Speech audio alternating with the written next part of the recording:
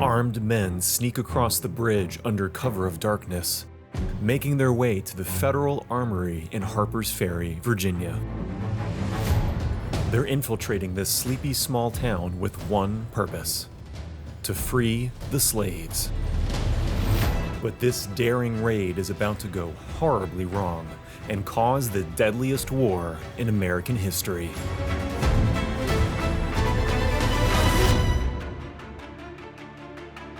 Earlier that day, in a farmhouse just a few miles north of Harpers Ferry, the men rush to prepare for the raid. The atmosphere is tense. On a recent scouting mission, a slave patrol nearly discovered them. And now they fear an arrest warrant has been issued for the farm, forcing them to accelerate their plans. Time is running out. But before they move out, they gather to hear final instructions from their leader, John Brown. For as long as he can remember, John Brown hated slavery. Raised in a deeply religious household and influenced by his abolitionist parents, Brown has made it his life's mission to free the slaves. Here before God, in the presence of these witnesses, from this time, I consecrate my life to the destruction of slavery. Brown briefs his followers on their mission: seize the federal armory in Harpers Ferry, rally slaves from nearby plantations to join their cause, and wage a holy war on slavery. After sunset, Brown leads 18 men, 13 white and 5 black, off the farm and towards Harpers Ferry. On the way, they raid nearby plantations and recruit dozens of slaves, arming them with weapons they've stockpiled on the farm. When we visited the plantations, joy and hilarity beamed from every countenance. At the slaves' quarters, they stepped forward manfully. The raiders approach a railroad bridge that crosses the Potomac River and leads into Harpers Ferry. They subdue the night watchman on the bridge and cut telegraph wires to stop anyone in the town from contacting the outside world. They quietly take over the 2 bridges that lead into town, the only 2 ways to escape across the Potomac and Shenandoah rivers. By midnight, the men seize control of the federal armory. For John Brown and his followers, everything has gone exactly as planned. But they have no idea what's about to happen. Just after midnight, Brown detaches a smaller raiding party to carry out the next phase of the mission, taking hostages. They break into the nearby estate of Colonel Lewis Washington, the great-grandnephew of President and Founding Father George Washington. They capture the colonel and take him back to the armory with the other hostages. But there's trouble on the bridge. A baggage master with the Baltimore and Ohio Railroad walks onto the bridge, searching for the missing night watchman. Instead, he finds the raiders. They order him to halt, but he doesn't stop. They shoot him in the back. He dies from his wounds. The first victim of John Brown's anti-slavery raid is a free black man. At 1:15 a.m., the raiders stop an express train attempting to cross the bridge. They detain the train for 5 hours before letting it continue on. When the train reaches its destination, the conductor telegraphs the B&O headquarters. The president of the company alerts the governor of Virginia, the Secretary of War, and President James Buchanan. The alarm has been raised.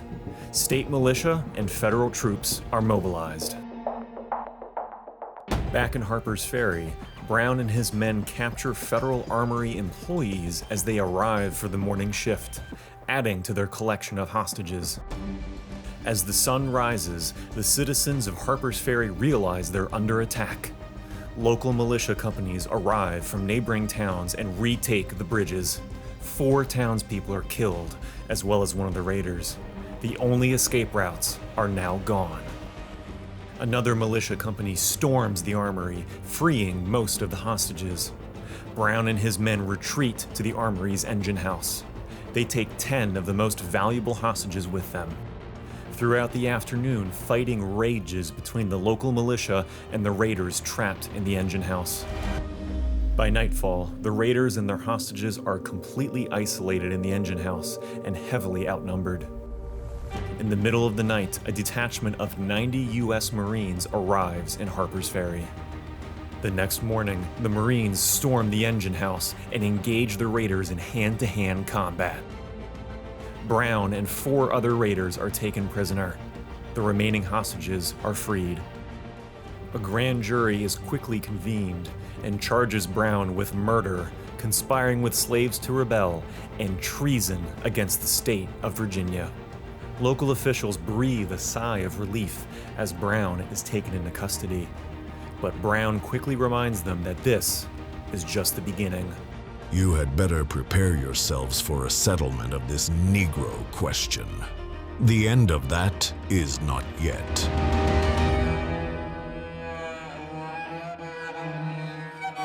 As the trial of John Brown begins, so does the battle of public opinion. At first, most people think Brown is crazy. His religious fervor, combined with the logistical impossibility of his plan, seem like the delusions of a madman. The insane effort to accomplish what none but a madman would attempt has resulted as anyone but a madman would have foreseen. The raid was misguided, wild, and apparently insane. Early in the trial, Brown's attorneys attempt to gain a plea of insanity by claiming that madness is hereditary in Brown's family. But before they can finish, Brown suddenly stands up, rising to his feet for the first time in the trial, and rebukes his lawyers.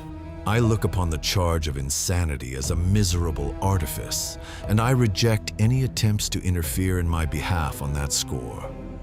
Brown's objection stuns courtroom observers. His calm and intelligent demeanor clashes with the image of the madman that many news outlets have described. His lawyers drop the insanity defense. There is in the modest and manly bearing of Old Brown something which commands the respect and touches the sympathies of those who most sternly condemn his conduct. His fanaticism appears to be as sincere as it is undaunted. In this high-stakes game, John Brown goes all in, but the prosecutors are ready to match him. The prosecution accuses Brown of being a separatist, intending to break off from the United States and create his own nation.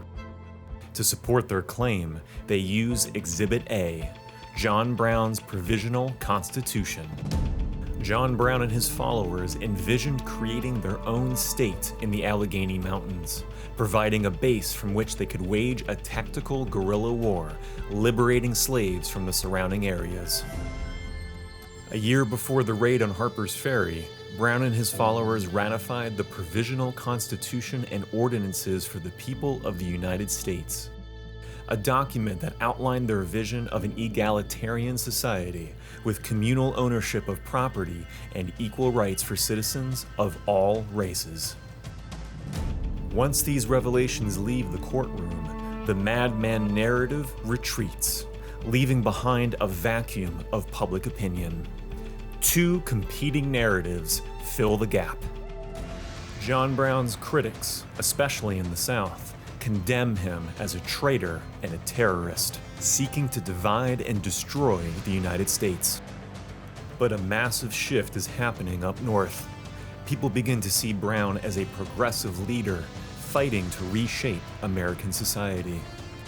This change in opinion shocks the South, and they begin to see something far larger, far more sinister at play. Investigators raid the farm that Brown and his followers stayed at and make several shocking discoveries. They find hundreds of brand new rifles, revolvers, and steel-tipped pikes, a massive weapon stockpile that Brown could not have afforded to purchase on his own.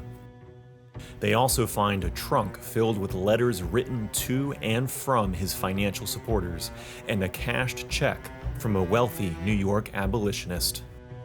Investigators dig deeper into Brown's contacts and uncover connections between him and 4 major Republican political figures, 3 members of Congress, and 1 governor.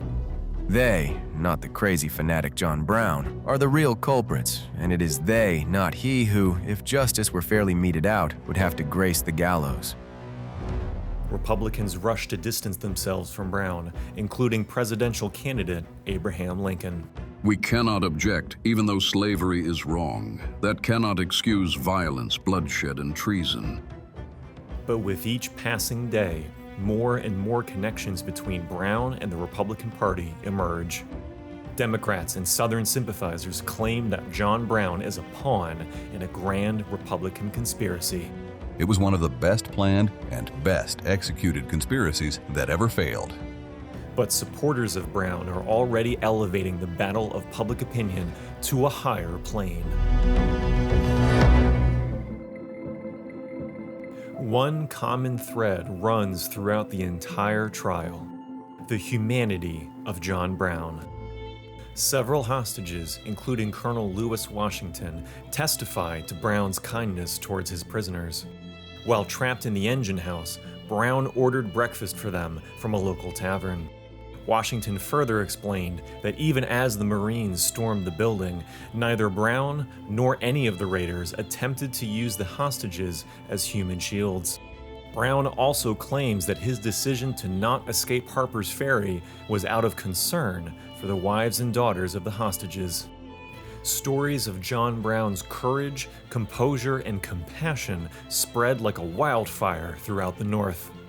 From hostages to interrogators to prosecutors, it seems like everyone has something positive to say. He is a bundle of the best nerves I ever saw, and he inspired me with great trust in his integrity. Captain John Brown is as brave and resolute a man as ever headed an insurrection. He is the farthest possible remove from the ordinary ruffian, fanatic, or madman. He was the coolest and firmest man I ever saw in defying danger and death. Brown is brought before the court for sentencing. The judge asks him if he has any reason why he shouldn't be given the death penalty. In response, Brown delivers a spontaneous speech that stuns the courtroom and the country. I deny everything but what I have all along admitted, the design on my part to free the slaves. This court acknowledges the validity of the law of God.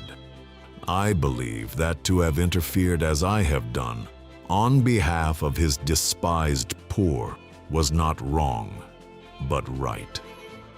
Now, if it is deemed necessary that I should forfeit my life for the furtherance of the ends of justice, in this slave country whose rights are disregarded by wicked, cruel, and unjust enactments, I submit, so let it be done.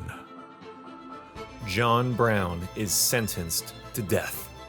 But the next 30 days between his sentencing and execution will be the most important of his entire life. While confined in his jail cell, Brown writes dozens of letters to journalists and supporters, reframing his failed raid as a moral and spiritual victory in the war against slavery. Northern newspapers publish many of his letters, allowing millions of people to watch a man turn into a martyr. These ministers who profess to be Christian and hold slaves or advocate slavery, I cannot abide them. My knees will not bend in prayer with them while their hands are stained with the blood of souls. Remember, dear wife and children all, that Jesus of Nazareth suffered a most excruciating death on the cross as a felon. I feel quite cheerful in the assurance that God reigns. I feel no guilt in the matter. I have now no doubt that our seeming disaster will ultimately result in the most glorious success. When told of plans to break him out of jail, Brown refuses. He knows how this story is supposed to end. I am worth now infinitely more to die than to live. John Brown is executed on December 2nd, 1859. On his way to the gallows, he hands one of the guards a note. His last words: I, John Brown, am now quite certain that the crimes of this guilty land will never be purged away, but with blood. But John Brown's final words begin a new chapter of violence.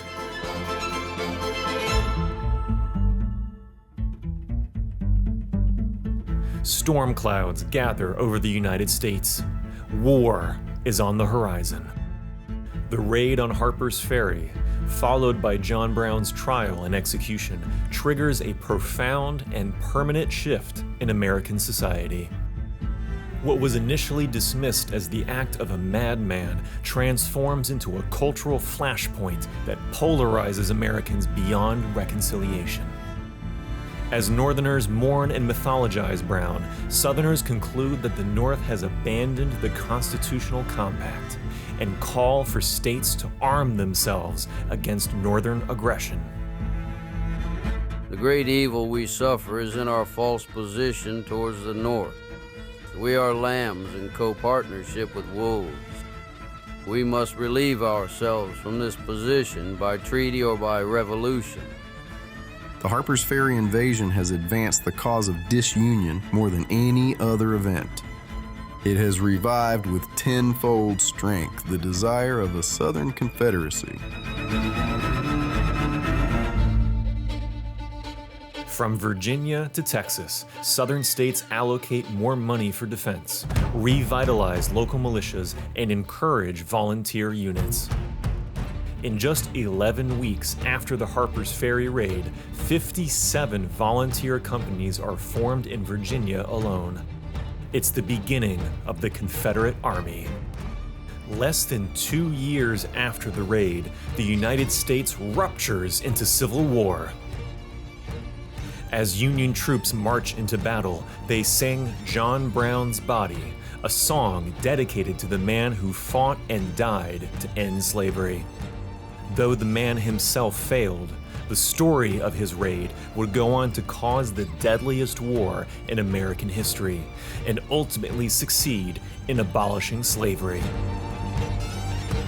History doesn't just happen, it's written.